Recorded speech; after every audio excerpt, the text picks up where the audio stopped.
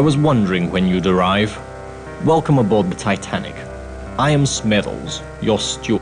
I have a letter for you from Bruce Ismay, your host.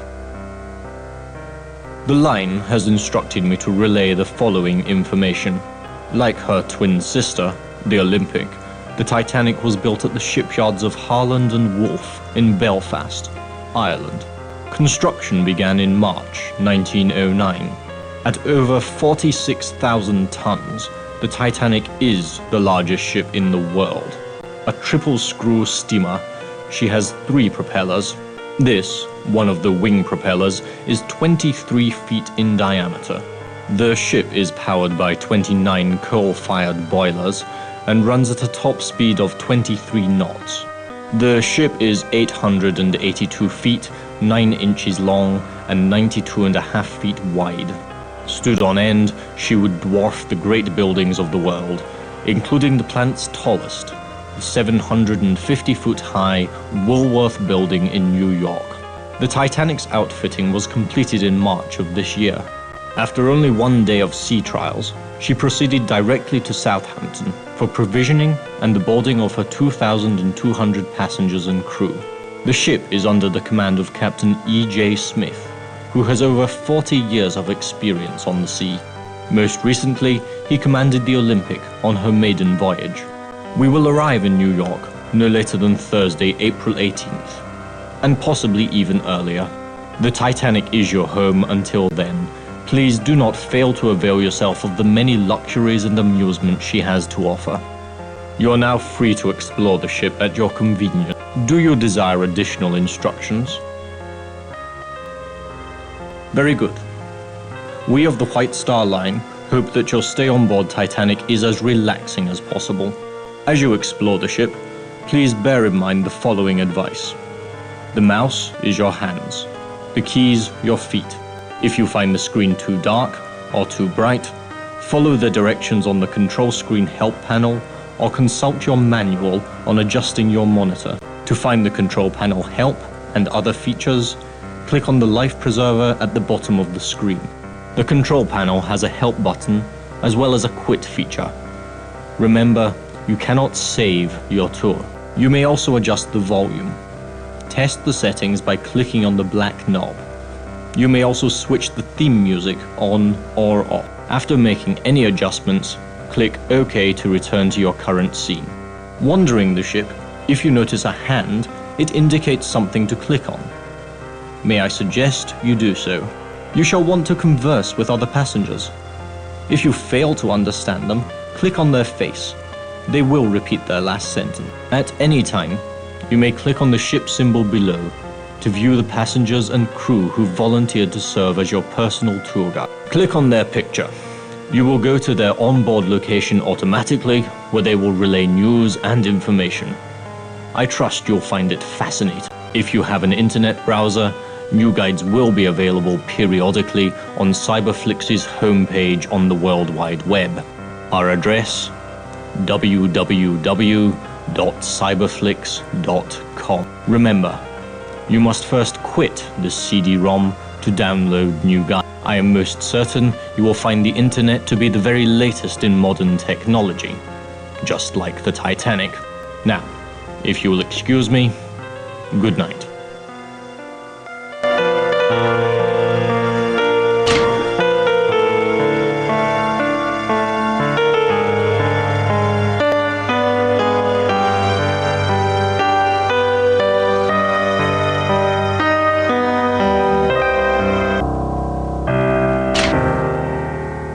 Welcome to the bridge. From this room, I have absolute control over this ship. These are the controls for the watertight doors. They connect the boiler and engine rooms below, should any water enter. I can lower them instantly. They're controlled by an electric magnet. We can stay afloat indefinitely with this system. Not that we'll ever need to. We're making quite good time. Our location, let's see, not far from Newfoundland. The wireless operators are in touch with Cape Race, I believe. The wireless room is just astern of the bridge, should you wish to visit.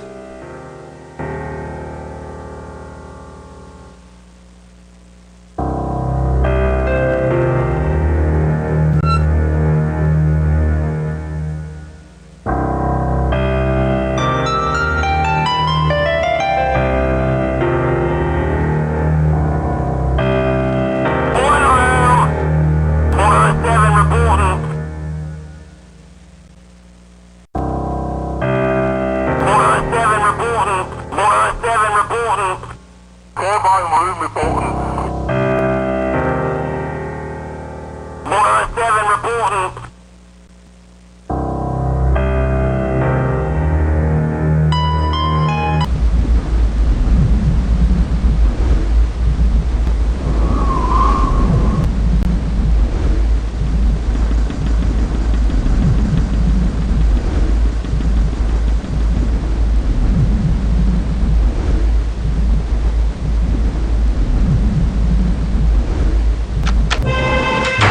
I see you found the gymnasium. Nothing like staying fit while at sea. That's Mr. Lawrence Beasley and his friends on the mechanical camel and the horses. They're almost like the real thing.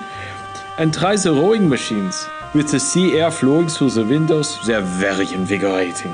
When you've done exercising, visit the Café Parisien for a bit of relaxation. It's quite pleasant. The boat deck's right outside. That's where they store the lifeboats. Just in case. Ah, look at the time. I'll see you around. Goodbye.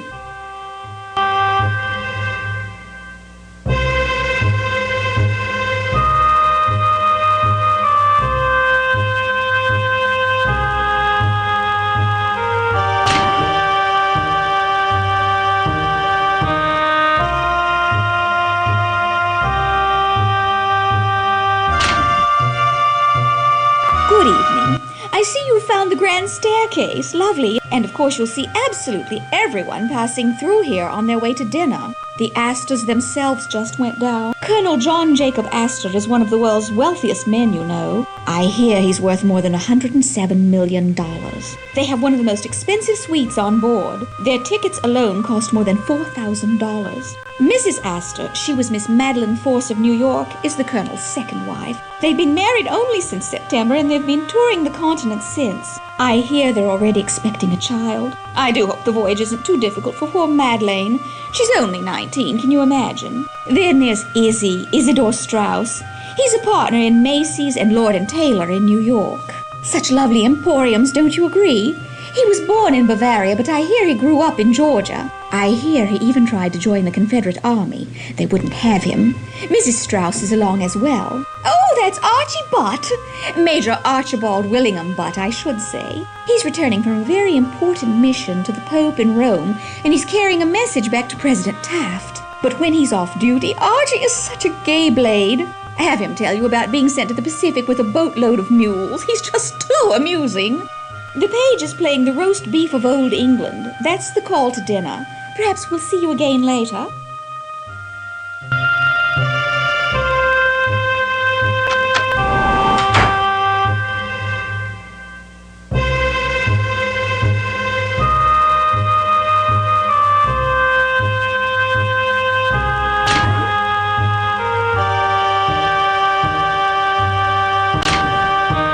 Good evening.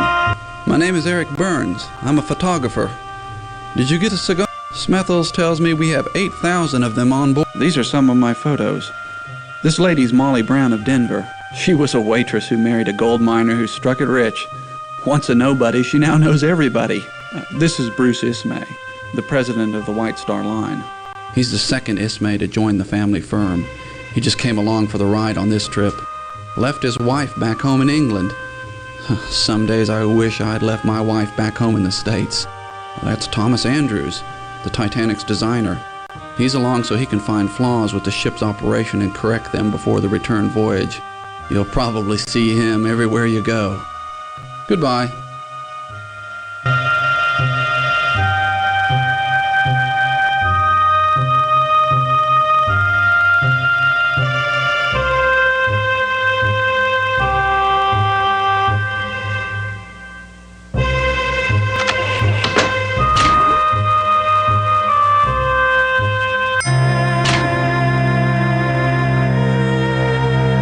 Hello, Leyland Trask is the name. Luxurious, is it not? And excellent for meditation. Do you know anything about time travel? It's curious. I was just reading this book. It was written in 1892, only 14 years ago. But it's weirdly modern. It's about a ship called the Titan, the largest ever built. It was supposed to be unsinkable, but in the book, the ship sinks with everyone on board. Gives me the shivers. But the shivers aren't that uncommon in my line of work, visions, predicting the future, that sort of thing. For the past couple of days, though, it's been very odd. I keep seeing newsboys and the word Carpathia. I can't figure it out at all. Good evening.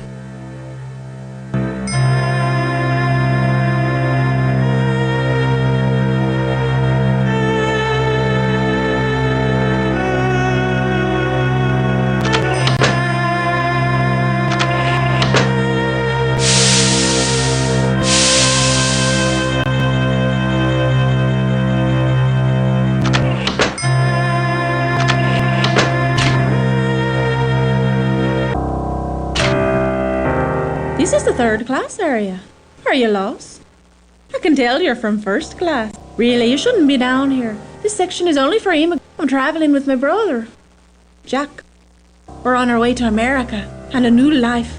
Jack says we shall have a huge farm in America and a big house as well. It was hard to leave, though. Most of my family stayed in Ireland. We may never see them again. On the other hand, perhaps we'll get rich. Maybe someday I'll come home for a visit and travel first class on this very ship. These people are the Benellis. They're in the cabin next to mine. They're Italian and don't speak one word of English. I don't know how they'll survive in America. Perhaps they have relatives in New York. Certainly hope so. It's true. They do have automobiles on board. They're stowed forward of here. Just keep exploring. You're sure to find the cargo hold sooner or later.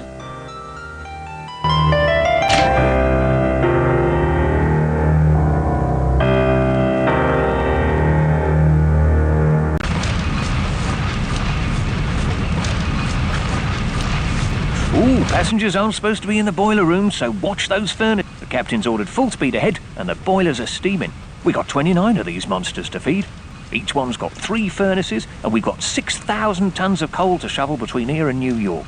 The steam's funneled to the engines that turn the propellers, so the stoker's job's important. But hard, shoveling coal, over and over, all the way to America and back. They say the Titanic's the single largest thing to float. I can believe it. All very modern, except for this shoveling, which I've got to get back to. See you later, mate.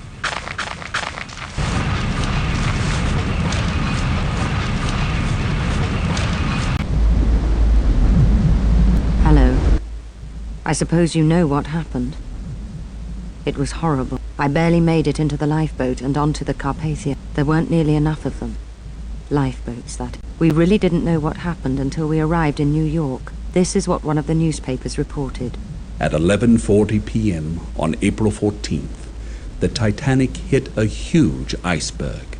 The impact ripped the hull apart at its seams, allowing the Atlantic to flow into the ship's hull. The ship sank at 2:18 a.m. on April 15th, carrying more than 1,500 people to their graves below the Atlantic. Words don't do it justice. The scene at the dock in New York was amazing. Dead silence as we made our way to the mooring. Then pandemonium. I saw Vincent Astor the younger. Somehow he'd made his way on board. He found Mrs. Astor. Mr. Astor went down with the ship. They say the White Star office was mobbed with relatives. So many of them were disappointed. Major Butt died. So did Mr. Guggenheim and young Mr. Andrews. Both of the Strausses went down. Mrs. Strauss refused to leave her husband. Perhaps she was wise. Ismay made it onto a lifeboat and now everyone's calling him a coward. I'll never forget it. It looked as if a huge skyscraper was being sucked into the sea. The Titanic is unsinkable. Only God could sink this ship. We won't sink. This is the 20th century. I was lucky to get off alive.